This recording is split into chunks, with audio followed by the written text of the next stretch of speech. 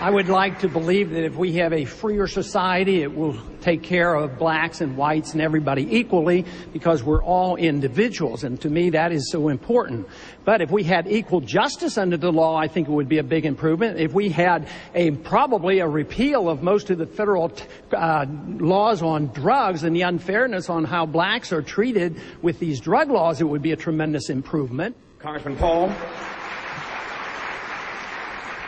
A system designed to protect individual liberty will have no punishments for any group and no privileges. Today, I think inner city folks and minorities are punished unfairly in the war on drugs.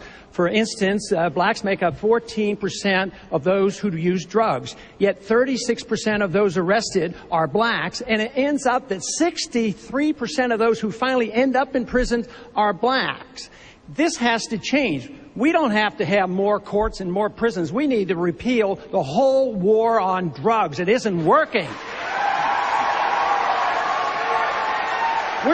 We have already spent over $400 billion since the early 70s, and it's a wasted money. Prohibition didn't work. Prohibition on drugs doesn't work. So we need to come to our senses, and absolutely, it's a disease. We don't treat alcoholics like this. This is a disease, and we should orient ourselves to this. That is one way you could have equal justice under the law. Thank you, Congressman.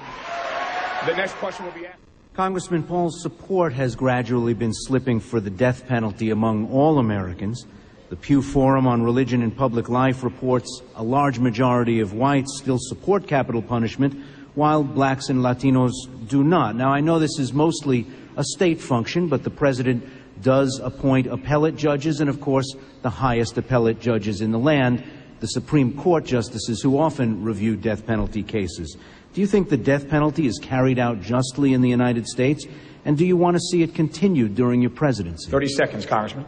You know, over the years, I've held pretty rigid to all my beliefs, but I've changed my opinion about the death penalty. For federal purposes, I no longer believe in the death penalty. I believe it has been issued unjustly. If you're rich, you get away with it. If you're poor and you're from the inner city, you're more likely to be prosecuted and convicted.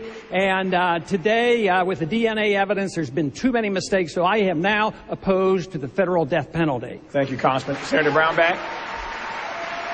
I'm not a racist. Matter of fact, Rosa Parks is one of my heroes. Martin Luther King is a hero because they practice the libertarian principle of civil disobedience, nonviolence. Libertarians are incapable of being a racist because racism is a collectivist idea. You see people in groups. A civil libertarian like myself see everybody as an important individual. It's not the color of their skin that is important, as Martin Luther King said.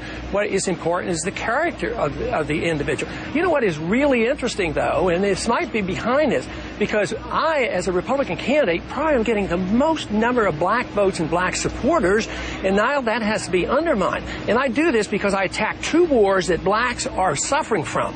One, the war overseas. In all wars, minorities suffer the most. So they join me in this position I have against the war in Iraq. And what about the war on drugs? What other candidate will stand up and frighten the cannon and say, I would pardon all blacks, all whites, everybody who are convicted for nonviolent drug acts and drug crimes? And this is where the real discrimination is. Let me finish this because I got to get my message back, because you put the other message out.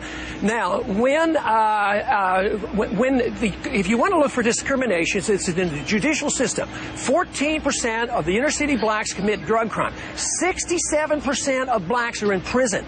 That's discrimination. That's the judicial code that I am attacking, and that is not racism. What I defend is the principle of libertarianism, where we never see people who belong to a group, and every individual is defended and protected because they're important in the individual, not because of their color of skin, but of their character. So I am the anti-racist because I am the only candidate, Republican or Democrat, who would protect the minority against these vicious drug laws.